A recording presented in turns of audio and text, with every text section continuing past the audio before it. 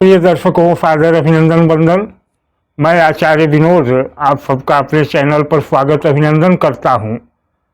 आज मैं प्रस्तुत हूं अपने पुराने कार्यक्रम धनु राशि के 2.25 दिनों के हाल बताने को लेकर, और साथ ही आज के वीडियो में एक विषय पर और चर्चा की जाएगी।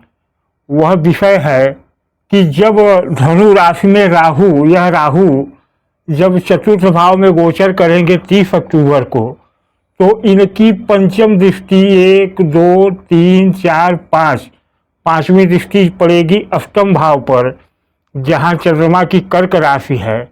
और थंबनेल में आपने देखा है कि बताया गया है कि चमत्कार यहीं से होगा, कुछ उपाय करने की ज़रूरत होगी। तो इन दो विषयों पर आज का वीडियो है।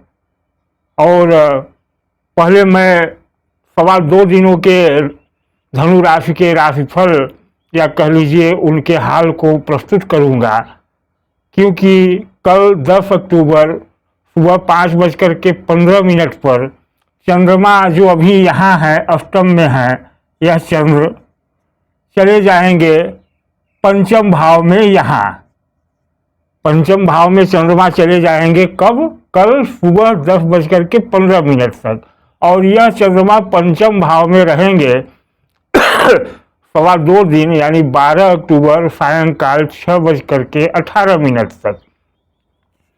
तो चंद्रमा के पंचम भाव में जाने पर धनु राशि पर क्या प्रभाव पड़ेगा, पहला भाग इसी से संबंधित है। तो मित्रों, वीडियो पर बने रहें और निवेदन है कि चैनल पर नए हैं तो सब्सक्राइब कर दें, वीडियो को लाइक व शेयर कर दें। तो आइए बात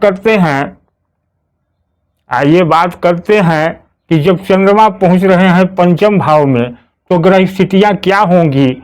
तो धनु राशि के तीसरे भाव यानी कुंभ राशि में शनि देव हैं। पंचम भाव में अभी राहु और गुरु का चांडाल योग बना हुआ है। छठवां सातवां भाव खाली हो जाएगा। चौथे भाव से चंद्रमा निकल जाएंगे यहाँ, तो यह भाव भी खाली हो जाएगा। 10वें भाव में बुध की कन्या राशि में स्वयं बुध और सूर्य विराजमान हैं, और 7वें राशि और 11वें भाव में केतु और मंगल विराजमान हैं। तो इन परिस्थितियों में हो गया क्या?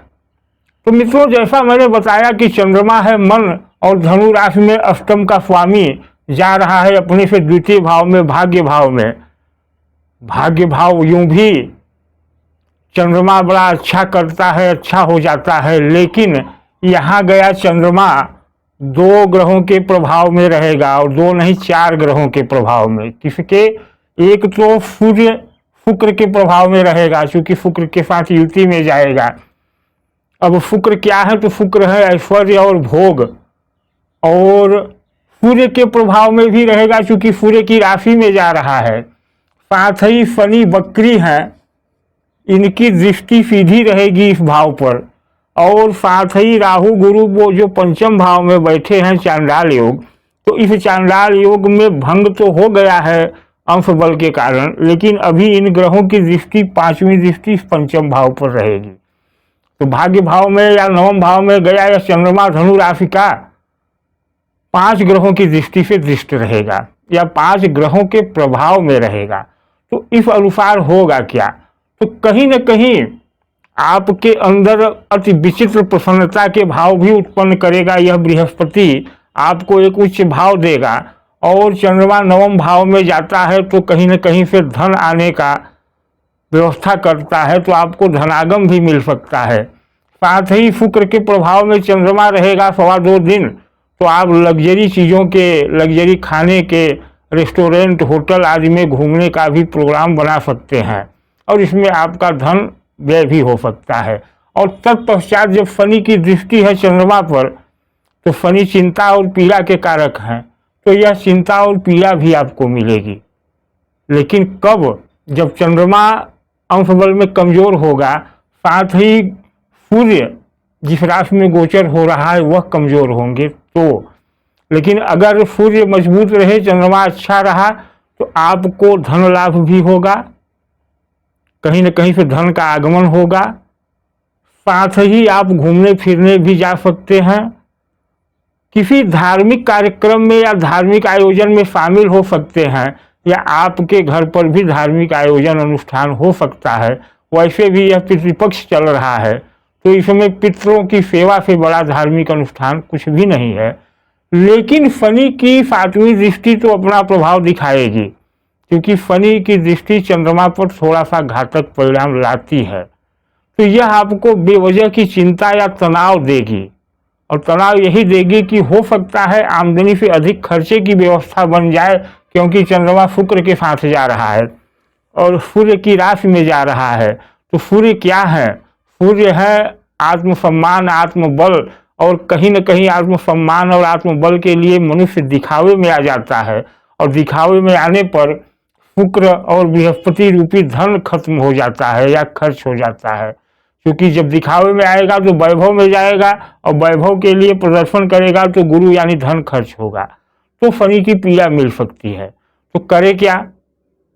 तो यह उपाय आपको करना होगा कि कल मंगलवार होगा, मंगलवार के दिन प्रथम आप जब उठें सो करके तो स्नान ध्यान के बाद मंगल की शरण में यानी हनुमान जी की शरण में जाएं, हनुमान जी से आशीर्वाद लेकर के अपने जीवन की शुरुआत करें, और सायंकाल मंगलवार को हनुमान चालीसा का पाठ करें, हनुमान चालीसा का पाठ करें। या अगर ये सब चीज़ें संभव नहीं हो तो 1.25 पाव गुड़ किसी बहते जल में प्रवाहित कर दें कल, तो मित्रों चंद्रमा आपको यहाँ बहुत अच्छा परिणाम देगा।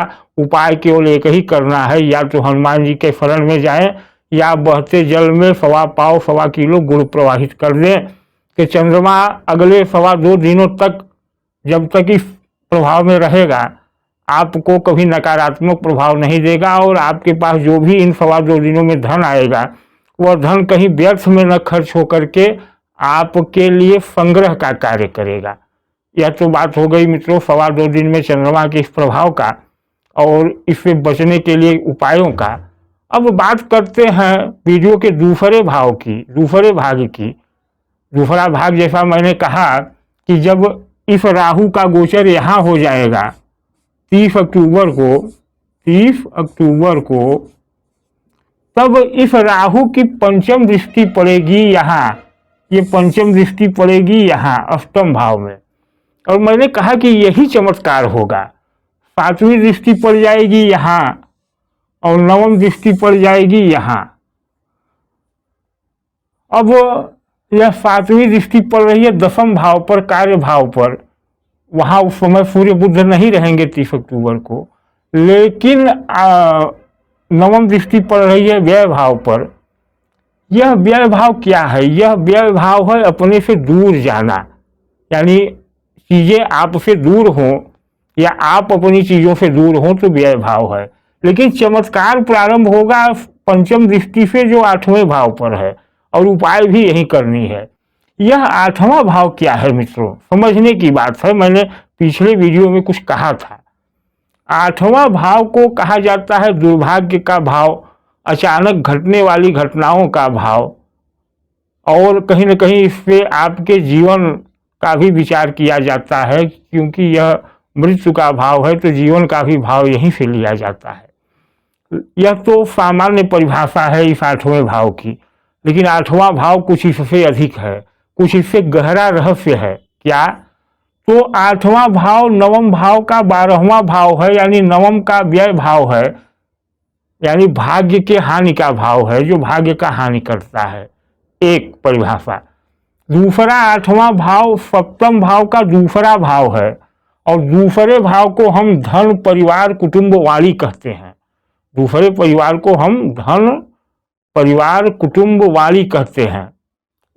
यह 7वें भाव का 8वां भाव दूसरा है, अर्थात 7वें भाव का धन हो गया, 7वें भाव का परिवार हो गया, 7वें भाव की वाणी हो गई।